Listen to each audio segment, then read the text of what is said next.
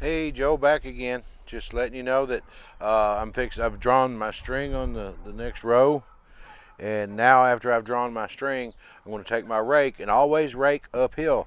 What that does for you is it makes sure that any excess dirt ends on the uphill end of your garden. That way, when you're watering it, everything flows downhill. That's what you want. And when it rains a lot, you want it to be able to flow downhill and flow out off the end of the garden and not bottle up in one spot in the garden.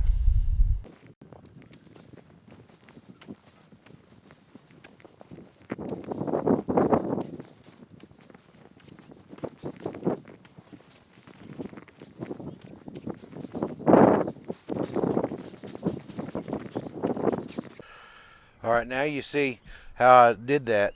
There was a couple spots that's just a little bit high, and you just kind of knock them off. And that's all you really want to do. Another big advantage to having all that sand mixed into this garden is a lot of people, they don't want to fight with the grasses and stuff. If you add that much sand to this garden, make it sandy loam, you won't have all that grass in the garden. And if you'll look, when I started this garden last year, this is the grass that was everywhere into this garden. And what I did is I took a weed eater and scalped that grass. And you scalp it, and then I take my tiller and then I go over that grass and do it real shallow. And all you're wanting to do is take and till it up just enough to break it loose. Then you take the rake it, till it a little bit deeper, rake it again, till it a third time and rake it good. Then you go in and you till it up real good. Then you bring in your sand and work it in. The thing about it is the reason you don't have so many issues with the grasses in the garden. Grass roots don't grow very deep. So with that sandy loam on top, they'll grow if they take hold, but they won't grow very well.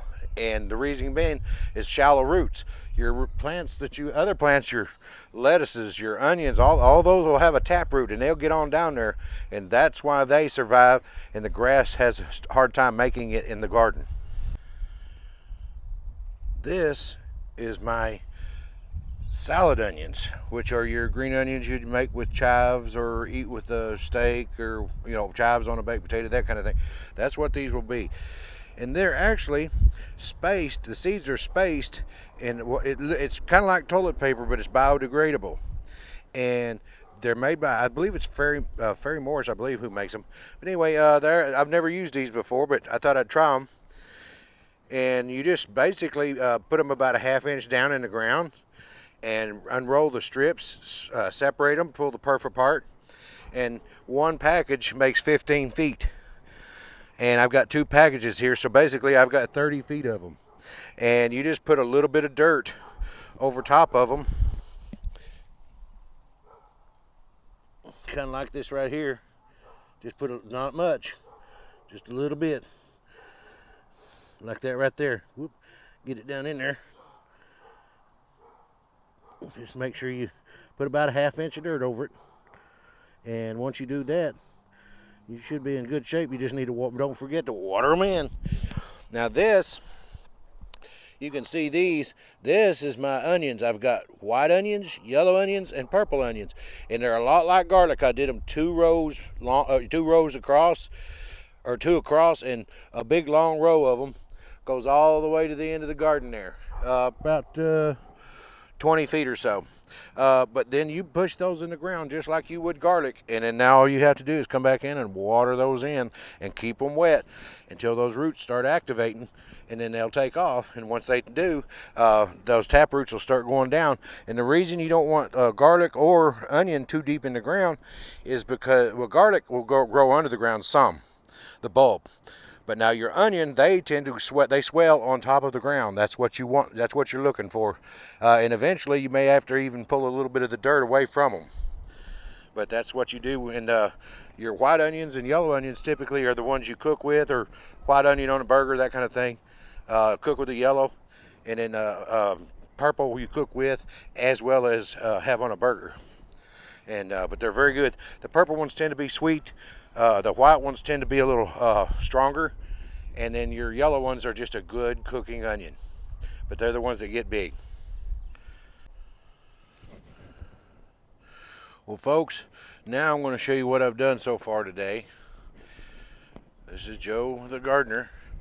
Anyway, what I've done is I've showed you what I did with the tape strips earlier with the salad onions. What I forgot to tell you was I take a hoe and I'll go down through here and I'll just take and tamp that row down.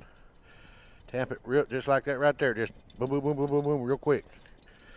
And I'll do that, and after I do that, I'll come back and water it down. But I do that because you want to pack that soil slightly. And then just the other side, I've got 2 of them strips up through there. I just come back right down through there and do the same thing. It's really pretty quick once you get rolling on it. It's kind of hard to do with a camera in your hand, but it's not the worst in the world. Now, what I have down here, a lot of people think I'm a little bit nuts, but you know what? I've done it for years and it works. What I have in this first bed is black seeded Simpson. It's one kind of lettuce. And then I have butter crunch lettuce in this next gap, and I use sticks just to mark them apart. Not necessary really, but you can do it, and that's what I did just for the video's sake. Now here I have one kind of spinach, and then here I have another kind of spinach. I know that this is a curly leaf spinach. Now this one I'm not certain about, but then what you do here on the same thing, you just come down through here and just do that right there and tamp it down real good. And what I did is I put potting mix on top of it is what I did, and there's a reason for that too. There's a method to most of my madness. What I do is I put this potting mix on there and tamp it down on it, and then I wet it in. If you'll not, once you wet it, especially if it's wet in the morning with the dew, it's black. And guess what? Anything that's black absorbs heat. Well, when you're trying to sprout seeds, you want moisture and you want heat. Well, you got both first thing in the morning, and you don't even have to be here for it. That's why I do it, and it works. I've always had very good luck with my lettuces and spinach and stuff of that nature. But anyway, that's what I do, and I think you'll get a benefit out of that if you try it. I know I always have.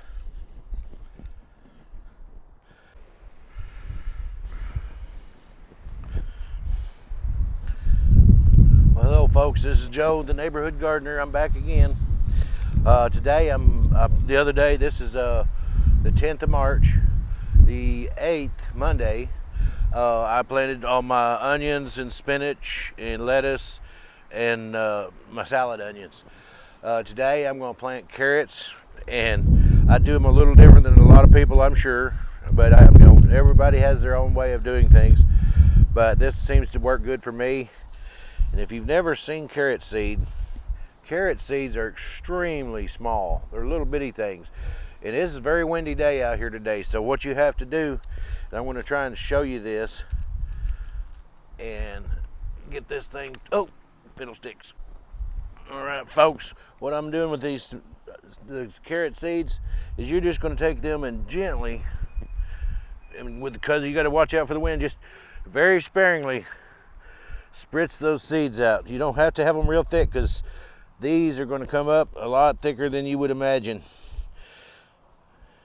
And all I'm doing is just very, very lightly sprinkling some of those around all through this little bed I've got laid out right here. A few more.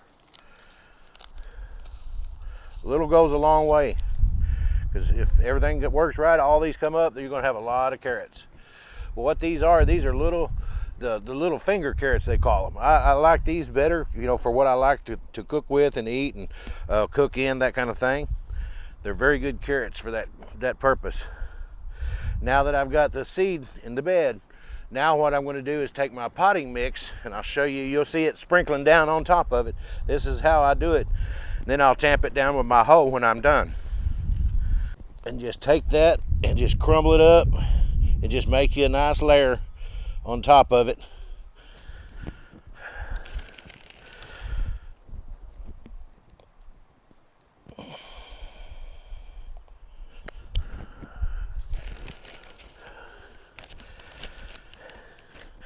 I like to use Miracle Grow potting mix. You can, any potting mix will work for this.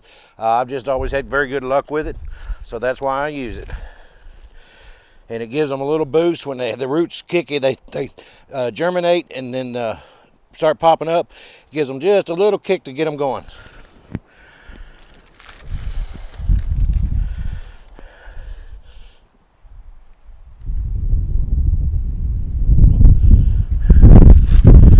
And this is another one of those things that absolutely does not have to be perfect. You just put it over it as best you can, and there'll be so many that'll pop up, you won't notice the ones that don't. And the carrots will just have little, it almost looks like some kind of like a little, what am I thinking of? The little ferns. They kind of look like itty bitty ferns when they first pop up. That's what you'll see. They'll have little squigglies and little hairy tops to them. And that's all you're looking to do, is do this, and then I'll tamp them down and wet them in. And the rest of the stuff that I'm planting today is radishes, beets, and greens, collards and mustard greens. I don't know, some people don't like those, that's okay.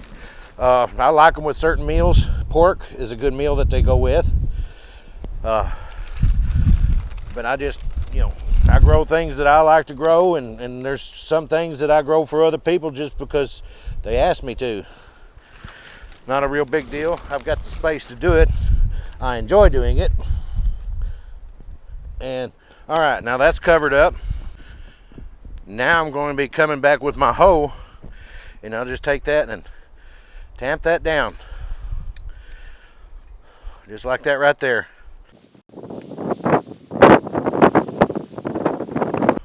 Now that, we get this pointed the right way.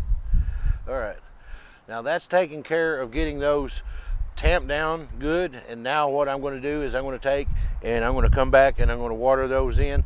And I use just a little watering can like you'd use for flowers in the house, and it works real good. And the thing that you're wanting to do is if you'll wet this down and get it good and wet and let it kind of firm up and harden, when it does come a good rain like it's supposed to over the next several days, 2 to 4 inches is what they're hollering for us, it won't wash everything away. It will want to hold it in place more. Once it's wet, unless it's an extreme deluge of rain, it's not going to want to wash it all away. Let me get me some water and I'll show you what I mean. This is why you want to do it like this. It doesn't put too much water too fast and washes them around or washes them out from underneath the potting mix. So you want to do this just like this right here and just get them good and wet. And then after that, it's just a matter of keeping them wet. Of course, I think Mother Nature is going to take care of that after today. But I want to try and get all this in the ground. I've got beets, greens. Like I said, beets, greens, and 3 kinds of radishes that I want to try and get in the ground today. And that takes care of what cool weather crops that I'm going to be putting in the ground.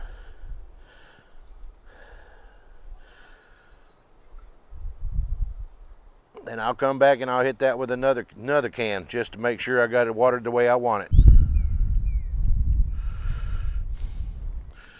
Hi folks, Joe the neighborhood gardener. Just got through. I planted my lettuce, 3 kinds of radishes, 2 kinds of greens, and my beets this morning. And those they're very small seeds. Your lettuce seeds and your carrot seeds are real fine. Now your other, the beets, they're kind of a curly little seed, but they're not super small. And then your radishes, turnips, greens, things of that nature, they're all, just little bitty balls like that, very small. But I just do those the same way. I broadcast them a strip about 1 foot wide. I've got 5 foot between my rows, so I do about 1 foot wide. And then I cover them with my potting mix and tamp it down, water them in, and just keep them wet. That's what you want to do. And trust me, it does not take too long for them to take off and get going good. I'm going to show you what that the potting mix, when it's wet, I told you it was black, and this is what I'm talking about, and it absorbs heat. We've got partial sun today, but I guarantee you underneath of that black soil or black potting mix, that soil temperature, if you took a thermometer and put it in there, is going to be a degree or two warmer than it will be just out in the rest of the garden. That's what it makes it do. It's amazing the difference that dark material will make. But anyway, let me take you a quick tour of this and show you what I've got here. You see how dark that is? I mean, that's exactly the stuff right there that will absorb heat. And that's my three kinds of radishes right down through here. Then I've got the greens, and then my row of beets going to right there. And then of course I keep everything, like I say, everything you keep it wet and it will pop up. This is my row of Brussels sprouts, cabbage, cauliflower, and broccoli. We've got 30 plants down through here in a row. But you see how the little divots are watered in? You can kind of get an idea there. And those they look real good. They're starting to take off. And I planted my garlic last week, and you can see I'm starting to get some little shoots to pop up. You can see some there, some there. So the shoots are already starting to pop. Now, of course, it'll take a little longer on the asparagus before they start coming up out of the ground. We're supposed to get 2 to 4 inches of rain over the next 3 or 4 days. So Mother Nature is going to do what we want her to do. Hi, folks. This is Joe, the neighborhood gardener. Today is March 18th. I believe it's a Thursday. Giving you an update on the garden, what it's doing, some things that are happening in it. I'll show you first off, my garlic is actually doing quite well. Get this thing under control here. My garlic, as you can see, it's popping up and doing pretty good. It's kicking on up there pretty nice like.